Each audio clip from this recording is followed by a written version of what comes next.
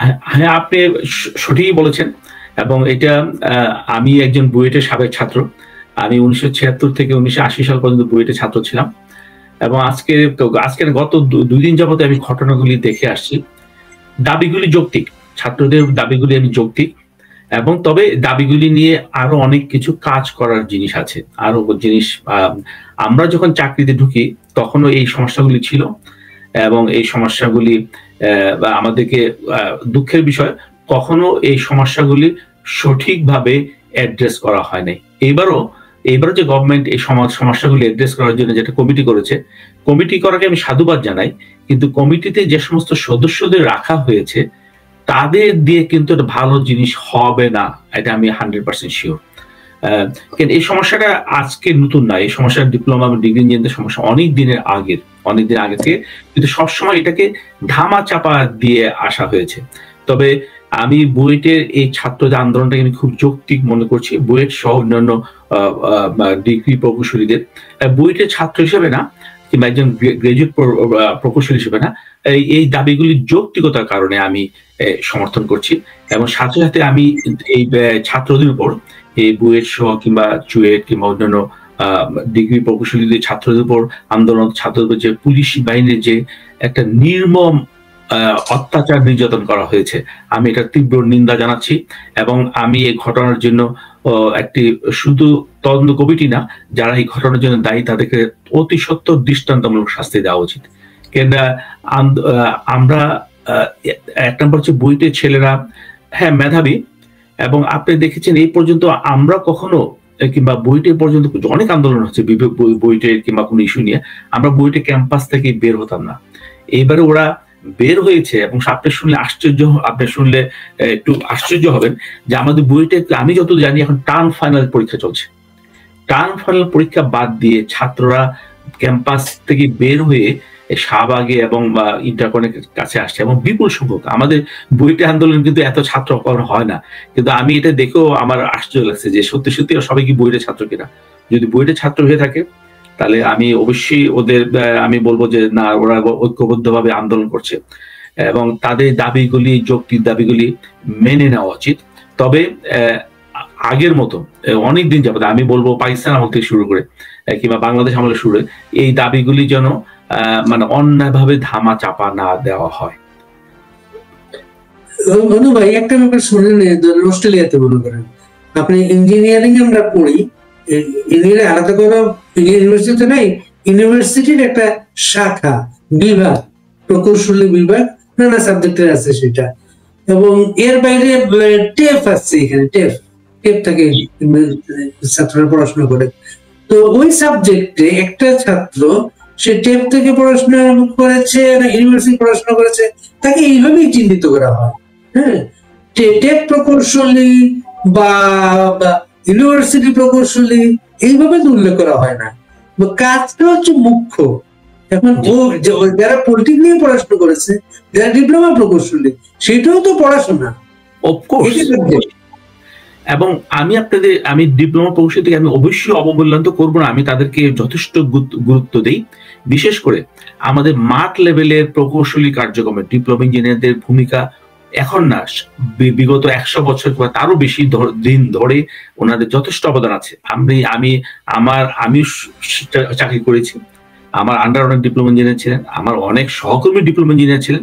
আমি তাদেরকে সম্মান করি, শ্রদ্ধা করি, ভালোবাসি, এবং তাদের প্রতি আমাদের কোনো ইয়ে নেই। কিন্তু যে আমি আপনি যেটা বলি, এটা বলছে অস্ট্রেলিয়া, নিউজিল্যান্ড কিংবা অন্যান্য উন্নত দেশগুলির মতো। কিন্তু দুঃখের বিষয় আমাদের দেশে তো আমরা এই সিস্টেমটা এখনো চালু করতে পারি নাই এবং চালু করতে দেওয়া হচ্ছে না। এটার জন্য আমাদের দরকার পুরোপুরি, কিন্তু এই জিনিসগুলি আমরাই বলে আসছি এবং বিভিন্ন সরকারের সময় বলে আসছি। কিন্তু দুঃখের বিষয় আপনি জানেন, বাংলাদেশের প্রশাসনকে নিয়ন্ত্রণ করে মন্ত্রীরাও না, আমলারা নিয়ন্ত্রণ করে। তারা চায় না বাংলাদেশে একটা গণমুখী প্রশাসন কিংবা ব্যবস্থা চালু হোক। এই সমস্যাগুলো আপনি যে অস্ট্রেলিয়ার কথা বলেছেন, নিউজিল্যান্ড একই অবস্থা। এবং আমি আরেকটা জিনিস এই প্রসঙ্গে বলতে চাই যে আমাদের দেশে আপনি জানেন সরকারি চাকরি একটা মোহ, কিন্তু বিদেশে কিন্তু সরকারি চাকরির প্রতি এত মোহ নাই। কিন্তু আবার দেখেন বিদেশে আবার সরকারি চাকরিতে ঢোকার কি সিস্টেমগুলি দেখেন। এখানে আমাদের দেশে কি 30 বছর হয়ে গেলে আপনার সরকারি চাকরিতে ঢুকতে পারবেন না। এর জন্য আমাদের দেশে কি হচ্ছে দেখেন, প্রথম থেকে আমরা একটা মিথ্যা আশ্রয় নিচ্ছি। আমরা সবাই জন্ম বয়স আমরা 1 বছর 2 বছর 3 বছর, আমি জানি একজনের জন্ম 10 বছর কমানো হয়েছে শুধু এই কারণে যে তার উদ্দেশ্য যে কোনোভাবে সেটা সরকারি চাকরিতে জয়েন করবে, আর জানে একবার কোনোটা সরকারি চাকরিতে জয়েন করতে পারলে তার তো হবে, তার 2-3 পুরুষ তার সুখে মানে খেয়ে পড়ে বাঁচতে পারবে। তো এই জিনিসগুলি যে আমরা যদি গোড়াতে যদি আমরা না করি, আমরা সংশোধন না করি, আপনি অস্ট্রেলিয়া নিউজিল্যান্ডে এক্সাম্পল দিলে লাভ হবে না। যেমন আমি আমার নিজের কথাই বলি, আমি তো 43 বছর বয়সে এসে নিউজিল্যান্ডে আমি সরকারি চাকরি করেছি। তা আমি বাংলাদেশে তো পারতাম না, 30 বছর হয়ে গেলে আপনি সরকারি চাকরিতে আপনি অ্যাপ্লাই করতে পারবেন না। নিউজিল্যান্ডে করেছি। আমি ওমান, একটা যেখানে রাজতন্ত্রের দেশ, সেখানে আমি 50 বছর বয়সে গিয়ে আমি সরকারি চাকরি করেছি। তাই আমি বলছিলাম এই সমস্ত দেশে এই সিস্টেমগুলি ভালো, অফকোর্স ভালো সিস্টেম, কিন্তু আমাদের সেই সিস্টেমগুলি আমি নিজে ব্যক্তিগতভাবে যখন ছোট পর্যায়ে চাকরি করতাম তখন তো আমাদের কথা কোনো দাম ছিল না। যখন একটু বড় হয়েছি আমি বিভিন্ন সময় প্রস্তাবনা দিয়েছি, বিভিন্ন মন্ত্রীকে প্রস্তাবনা দিয়েছি, বিভিন্ন সচিবকে প্রস্তাবনা দিয়েছি, কিন্তু আনফরচুনেটলি আমাদের কথায় কেউ কর্ণপাত করেন না। এইটা হচ্ছে সমস্যা। আপনি যেটা বলছেন অস্ট্রেলিয়া নিউজিল্যান্ডে এই ধরনের সিস্টেম আছে এবং এদের ডিগ্রি ডিপ্লোমা এখানে অনেক আছে। আমার একজন বাঙালি আমার ছোট ভাই, বুয়েটের ছোট ভাই, সে বলেছে সে এখানে কাউন্সিলে কাজ করে, সে বাংলাদেশ থেকে বুয়েটে পাশ করে মাস্টার্স করে এখানে পিএইচডি করেছে। সে বলেছে অনু ভাই আমার সে কাউন্সিলে চাকরি করে, তার যে টিম লিডার কিংবা তার যে বস হচ্ছে একজন ড্রেন লেয়ার।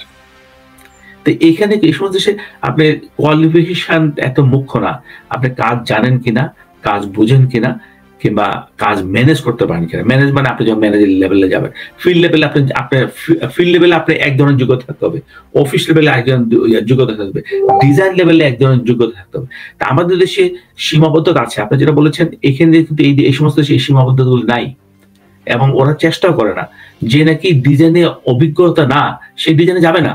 কিন্তু আমাদের দেশের যে সিস্টেম, আমাদের দেশে হচ্ছে কনভেয়াবল সিস্টেম, মানে অটোমেটিক প্রমোশন। আপনি এত বছর চাকরি করলে আপনি এত প্রমোশন, এখানে এত বছর চাকরি করলে এত, কিন্তু এই সমস্ত দেশে না। নিউজিল্যান্ডে আমি দেখেছি অনেকে 20 বছর একই পোস্টে আছে এবং এখানে আপনি সিস্টেম তো জানেন, এখানে বেতনও বাড়বে না যদি আপনার পারফরমেন্স যদি ভালো না হয়। এই দেশে সরকারি চাকরিতে হায়ার এন্ড ফায়ার, ওরা 3 সপ্তাহ ওরা চাকরিতে কেউ হায়ার করতে পারে সরকারি চাকরিতে, এবং 3 সপ্তাহ নোটিশ দিয়ে ওরা ফায়ার করতে পারে। কিন্তু আমাদের দেশে একবার যদি ঢুকতে পারে সরকারি চাকরিতে, সেখান থেকে হটানো আউটসোর্সিংটা খুব বেশি। সরকারি চাকরি সরাসরি লোক না নিয়ে এজেন্সি থেকে লোক নিচ্ছে তারা। হ্যাঁ, এইটা আবার এখানে কিছু আমলাতান্ত্রিক আছে, এখানে কিছু আছে যে কিছু কোম্পানিকে ওরা প্রিভিলেজ দেয় সমস্ত, তবুও ভালো আউটসোর্সিং করা হয়। কিন্তু আমাদের দেশের সিস্টেম যেমন এখানে আমি নিজে যেহেতু এখানে সরকারি চাকরি করেছি অনেকদিন সরকারি ইঞ্জিনিয়ার হিসেবে, প্রথমে আমি যখন টিম লিডার হিসেবে ম্যানেজার হিসেবে দায়িত্ব পালন করেছি, আমরা প্রতিটা স্টাফের আমরা রিভিউ করি প্রতি মাসে, এখানে প্রতি সপ্তাহে অ্যাকচুয়ালি করা হয়। প্রতি সপ্তাহে আমার কি কাজ, আমার যারা কাজ আছেন তারা আমাকে উইকলি আমরা প্রগ্রেস রিপোর্ট দেয়, আমি সেগুলি দেখি সপ্তাহ শেষে। দেখে সপ্তাহের প্রথম দিন আমরা আধা ঘন্টা একটা রিভিউ মিটিং আমরা বসে দেখি যাদের পারফরমেন্স ভালো না তাদেরকে আমরা কারণ জিজ্ঞেস, কেন তোমার পারফরমেন্স কেন খারাপ হচ্ছে এবং তোমার কোনো ট্রেনিং লাগবে কিংবা তোমার সমস্যাটা কি। কেন এই কারণেই বলতে হয়, কেন আমরা যখন যাদেরকে নিয়োগ দিই, আমরা যারা নিয়োগ দেওয়ার সময় আমরা থাকি ভাইপাতে আমরা থাকি, তাই আমাদের দায়িত্ব আছে। একটা স্টাফকে আমি যদি বলি সে আন্ডার পারফর্ম করছে, কিন্তু এর তখন দায়িত্ব কিন্তু আমার ঘাড়ও কিছুটা পড়বে, কেন আমি তাকে নিয়োগ দেওয়ার সময় আমি সেই ইন্টারভিউ বোর্ডে কিংবা আমি সেই সিলেকশন সিস্টেমে ছিলাম। তাই আমরা যে কেউকে এই ধরনের হয় না, তাই আমরা যে কেউকে আমরা যদি তাকে ডিসমিস করতে চাই, ওর ব্যর্থতার দায়িত্ব কিন্তু আমার ঘরে কিছুটা পড়বে, আমি কিছুটা বদনামে ভাগী হব। এখানে সিস্টেম হচ্ছে এই ধরনের সিস্টেম করা হয়, তাকে ইমপ্রুভমেন্টের সুযোগ দেওয়া হয়, তাকে ভালো করার সুযোগ দেওয়া হয়, তাকে ট্রেনিং এর ব্যবস্থা করা হয়। এইগুলি করার পরেও যদি কেউ ভালো না করে, কারণ দুইটা কেউ গাফিলতি করে, কেউ অনেকে মানসিক সমস্যায় ভুগে, অনেকে পারিবারিক সমস্যা থাকে, এই সমস্ত কারণে চাকরি যখন আমরা নেই ভালোই পারফর্ম করতে, কিন্তু চাকরিতে ঢোকার পরে তার ব্যক্তিগত সমস্যার জন্য সে কাজে মনোযোগ দিতে পারে না, তাই কাজে পারফরমেন্স করে, তখন বাধ্য হয়ে আমরা কম সময় তাকে ফায়ার করা হয়, নাহলে তাকে ট্রেনিং দিয়ে কিংবা আরো কিছু করে ইমপ্রুভমেন্ট করা হয়। এবং তাদের কিন্তু জীবনে প্রমোশন হবে না। আমাদের দেশের জীবনে একটা নিয়ম আছে, এত বছর চাকরি করলে আপনি নেক্সট পজিশনে যাবেন, মানে অটোমেটিকলি যাবেন, পারফরমেন্সের কোনো ব্যাপার স্যাপার থাকে না। একটা এসিআর বলে একটা সিস্টেম আছে যেটা নাকি মানে একটা ওয়ার্কলেস সিস্টেম, অনেক পুরানো, 100 বছর আগে পুরানো সিস্টেম, যার সাথে এখন এবং এটাতে নেপোটিজমের সুবিধা আছে। এইখানেও জীবন হয়, এখানেও এসিআর যে সিস্টেম আছে অন্য নামে আছে, কিন্তু এটা কিন্তু সবারটা জানে, এখানে লুকানো কিছু না। আমাদের যখন ইয়ারলি আমাদের পারফরমেন্স একটা মিটিং হয়, আমাদের সরকারি কর্মকর্তা, তখন সবাই আমরা সবাই বসে যার যা পারফরমেন্স, আমাদের ম্যানেজার কিংবা টিম লিডার সবার সামনে সবার পারফরমেন্স আলাপ করে, কেন কি সমস্যা, কি অবস্থা, কেন তার বেতন, এবং বেতন বাড়বে, যেটা অনেকে বেতন কম বাড়বে, অনেকে বেতন কম বাড়বে, অনেকে বেশি বাড়বে, অনেকে বেতনের বাড়বেই না। এইগুলিও তখনই আমাদের মিটিং আলাপ আলোচনা হয় যে তুমি গত বছর তোমার পারফরমেন্স ছিল এই, অমুক পারফরমেন্স ছিল এইটা, তার জন্য তার বেতন বেড়েছে কিংবা তার প্রমোশন হবে। আর এখানে প্রমোশন বলে কিছু না, আমাদের সব জন্য একটা স্টেজে প্রমোশন। এখানে কিন্তু আপনি একটা স্টেজ থেকে যখন নেক্সট স্টেজ যাবেন, ওরা অ্যাডভার্টাইজমেন্ট করবে, আপনি অ্যাপ্লাই করতে পারবেন, বাইরের থেকে অ্যাপ্লাই করতে হবে। যে কেউ, আপনি যদি ডিপার্টমেন্টে থাকেন আপনি কিছু অ্যাডভান্টেজ পাবেন, এই চাকরির অ্যাডভান্টেজ পাবেন, কিন্তু বাইরের থেকে যদি আপনি ভালো একটা ছেলে পান, ভালো একটা লোক পান, আপনি তাকেও নিতে পারবেন এটাতে। তাই এই মানে এই সমস্ত দেশে কিন্তু পুরো সরকারি চাকরির সিস্টেমটাই কিন্তু সম্পূর্ণ আলাদা। তাই আপনি যেটা বলেছেন ওই ডিগ্রিধারী, এখানেও আছে, ডিপ্লোমা আছে, গ্রাজুয়েট ইঞ্জিনিয়ার আছে, আবার ডিপ্লোমা থেকে গ্রাজুয়েশন করা হয়, মাস্টার্স করা হয়, এই ধরনের সিস্টেম আছে। এবং এটা মুখ্য না, এখানে যে পারফরমেন্স, আমাদের সবারই সরকারি চাকরিতে সবারই এখানে টাস্ক এন্ড টার্গেট আছে। আমি যদি টাস্ক এবং আমার টাস্ক যদি ঠিক মতো না ফিল আপ করতে পারি, না কমপ্লিট করতে পারি, টার্গেট যদি ফিল আপ না করতে পারি, আমার প্রমোশন তো হওয়ার দূরের কথা, আমি চাকরি টিকে রাখা মুশকিল। আর আগে বলেছি, এই দেশে সরকারি চাকরিতে 3 সপ্তাহ নোটিশ দিয়ে যেমন আপনাকে সরকারি চাকরিতে আপনি জয়েন করতে পারবেন, 3 সপ্তাহ নোটিশ দিয়ে আপনি সরকারি চাকরি থেকে বের করে দিতে পারবে। অন্য একটা বিষয়ে যাই, আমরা আপনি বুয়েটে পড়াশোনা করেছেন, বুয়েটে আপনি রাজনীতি করেছেন। বুয়েটের কিন্তু পরিবেশটা আজকে বাংলাদেশে আলোচিত, পড়াশোনার বাইরে পরিবেশটা বেশি আলোচিত। বুয়েটটা আমরা এক পর্যায়ে দেখতাম, স্বাধীনতার পরেও ছিল, দীর্ঘদিন এটা ছিল, যেহেতু মেধাবী ছাত্ররা বুয়েটে যায় পড়াশোনা করে। একসময় ছাত্র ইউনিয়নের খুব বড় একটা সংগঠন ছিল বুয়েটে, সেইটা বুয়েটে কিন্তু এখন মৌলবাদী ছাত্রদের দখলে চলে গেছে সেটা। এবং বুয়েটে খুব কৌশলে তারা প্রগতিশীল সংগঠন গুলো যদি কাজ করতে না পারে, সেজন্য ছাত্র রাজনীতি মুক্ত পরিবেশের কথা বলে আসলে তারাই কিন্তু বুয়েটটা কন্ট্রোল করছে। আপনি এটা কিভাবে দেখেন? খুব একটা সুন্দর এবং খুব একটা আসল প্রশ্ন করেন। এই প্রশ্নের উত্তর দিতে গেলে আমাকে সত্যি অনেক বিব্রত অবস্থা পড়তে হবে। আমি প্রথম বলেছি, বুয়েটের প্রতি আমার দুর্বলতা অবশ্যই আছে।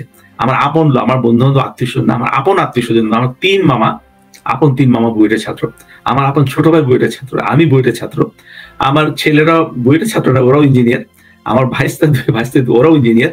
তাই বলছি, ইঞ্জিনিয়ারিং প্রফেশন এবং স্বাভাবিকভাবে বুয়েট কিংবা চুয়েট কিংবা রুয়েটের প্রতি আমার দুর্বলতা আছে। আপনি যেটা বলছেন, অবশ্যই বুয়েটে অনেকদিন আগ পর্যন্ত আমাদের একটা সত্যি গর্ববোধ করতাম যে এটা এখানে অ্যাডমিনিস্ট্রেশন এবং সবকিছু সততার মধ্যে। কিন্তু ওই যে বললাম, একটা পুরা শরীর যদি আপনার দূষিত থাকে, একটা অর্গান আপনি ভালো রাখতে পারবেন না। আনফরচুনেটলি গত 20-30-40 বছর যাবৎ বুয়েটেও সেই ভাইরাস ঢুকেছে, এটা অস্বীকার করার উপায় নেই। তারপরও বুয়েটে এখনো যতদূর নীতি নৈতিকতা আছে তা বাংলাদেশে অনেক শিক্ষা প্রতিষ্ঠানে নাই। তারপরও আমি যে বলছিলাম যে এই জিনিসগুলি আগে যেটা ছিল না, এখন বইটা আছে। আমি তার জন্য মাঝে মাঝে আমি নিজেও আমার খুব খারাপ লাগে। আমাদের সময় বইটা, আমি তো 80 সালে পাশ করেছি, মানে স্বাধীনতা অনেক পরে, তখনও ভালো ছিল। তারপরও আমি গিয়েছি, আমার ছোট ভাই ও পাশ করেছে 91-এ, ও তখনও হলে গেছে। আর বইটার প্রতি আমার দুর্বলতা ছিল, আমি জানি, বলছি আগে। আমি কিন্তু গত কয়েক বছরে বইটের পরিবেশ, বইটের ছাত্রদের এবং প্লাস বইটের কিছু শিক্ষকদের আচার আচরণ আমার কাছে সত্যি, আমার কাছে খুব মানে আমাকে খুব লজ্জা দেয়। এবং বইটের প্রতি আমার দুর্বলতা আছে। এবং আমি বইটের প্রতি একটা পার্সোনাল স্মৃতির কথা বলি। আমি খুব সৌভাগ্যবান, বইটের আমাদের শ্রদ্ধ শিক্ষকরা আমাকে ওনারা বিভিন্ন সময় যে স্নেহ করেছেন। 2004 সালে নিউজিল্যান্ডে আমাদের বুয়েটে এসেছিলেন, বুয়েটের এককালীন ভিসি ছিলেন ডক্টর ইকবাল মাহমুদ স্যার। উনি এখনো জীবিত আছেন, বয়স প্রায় 90-এর কাছাকাছি, 86-87 বছর। স্যার আমার বাসায় এসেছিলেন, আমার বাসায় ছিলেন। আমি স্যারের জুতা বহন করার সুযোগ পেয়ে আমি ধন্য হয়েছি। তার পরবর্তীতে আরেকজন টিচার ডক্টর গোলাম মহিউদ্দিন, উনি মারা গেছেন বেশ কয়েক বছর আগে, একটা ইন্ডাস্ট্রিয়াল প্রোডাকশন ডিপার্টমেন্ট হেড ছিলেন, স্যারও আমার বাসায় ছিলেন। তার পরবর্তীতে আমাদের engineer Hamidur Rahman, electrical engineer, খুব সদ্য শিক্ষক উনি ছিলেন। সর্বশেষ 2015 সালে আপনারা সবাই চিনবেন, আপনার সিলেটের কৃতি সন্তান engineer doctor Jamilur Reza Chowdhury sir, উনিও আমার বাসায় ছিলেন। আমি নিজেকে খুব গর্ববোধ করি স্যাররা, এই সমস্ত সদ্য শিক্ষকরা আমার মতো নগণ্য ছাত্র কে আমার বাসায় এসে ওনাদের একটু সেবা করার জন্য ওনাদের জুতা টানার সুযোগ আমাকে দিয়েছিলেন। কিন্তু সেই বুয়েট কিন্তু এখনকার বুয়েটের মতো না। এখন জামিলুর চৌধুরী স্যার মতো শিক্ষক আমাদের খুব কম আছেন। ডক্টর ইকবাল মাহমুদ স্যারের মতো শিক্ষক খুব কম আছেন। ডক্টর ইকবাল মাহমুদ স্যারের একটা ঘটনা বলি। আমরা যখন বুয়েটে পড়ি তখন উনি বুয়েটের শিক্ষক ছিলেন। উনি কিন্তু জিয়া রহমান সাহেবের মন্ত্রিসভার সদস্য ছিলেন। একটা মিটিং এ উনি গেলেন, মন্ত্রীর গাড়ি দিয়ে গেলেন। মন্ত্রিসভায় কি কথাবার্তা হলো, কি জিনিস হলো, উনি পদত্যাগ করে গাড়ি না রিক্সা করে উনি বুয়েট ক্যাম্পাসে ফেরত এসেছেন।